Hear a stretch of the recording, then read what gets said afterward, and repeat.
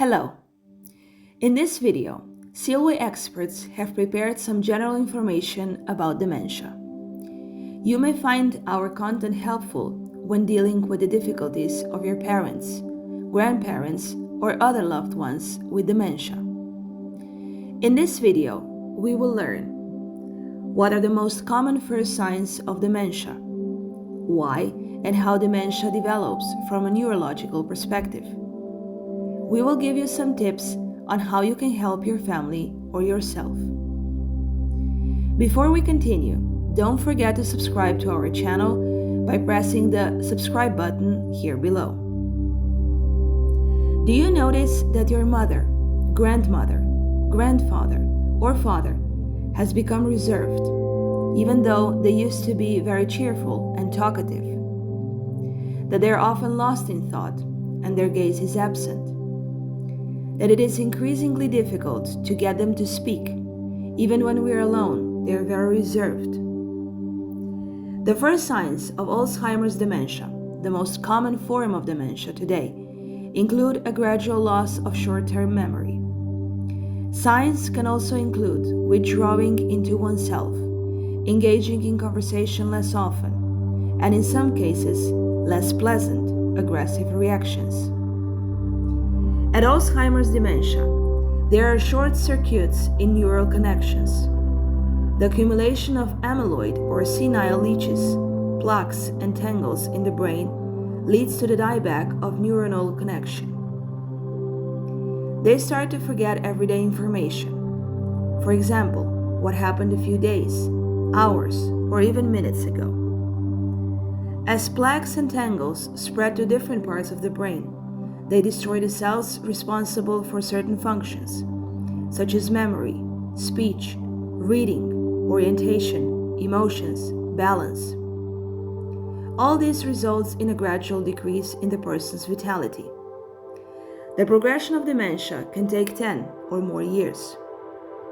The progression is referred to as the different stages of Alzheimer's dementia, usually divided into 3 stages: initial or mild, moderate, advanced. The damage usually starts in the hippocampus, the part of the brain where our memories are formed, and from there the disease spreads to the speech center.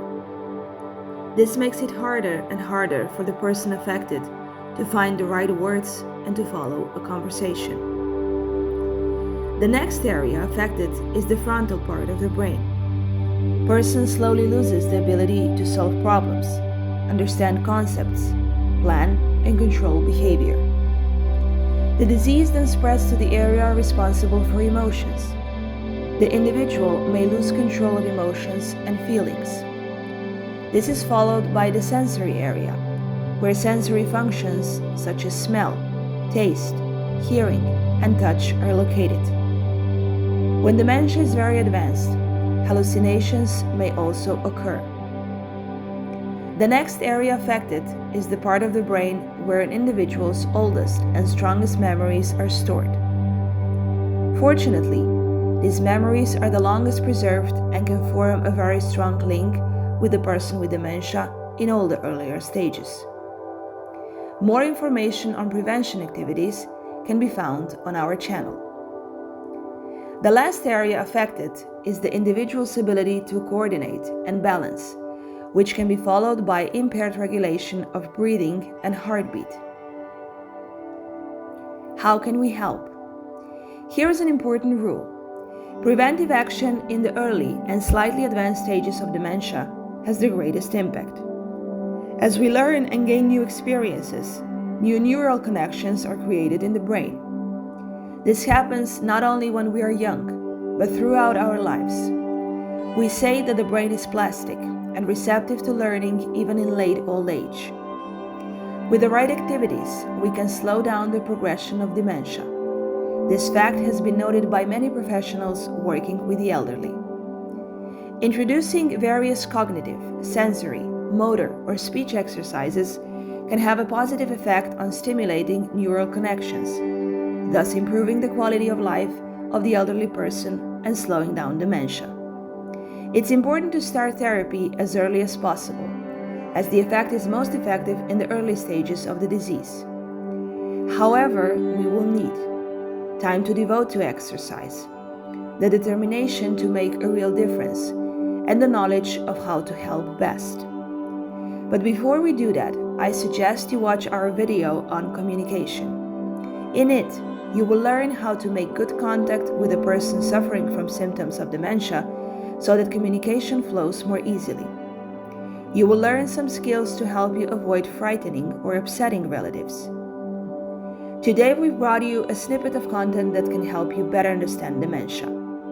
It's all about how we communicate with a person with dementia, what they do, how active they are, and what activities we can do to help them. A few well-chosen words can change a person's life. A small move in the right direction can lead to big results. We have prepared lots of useful videos to help you cope with dementia. Subscribe to our channel and follow our website.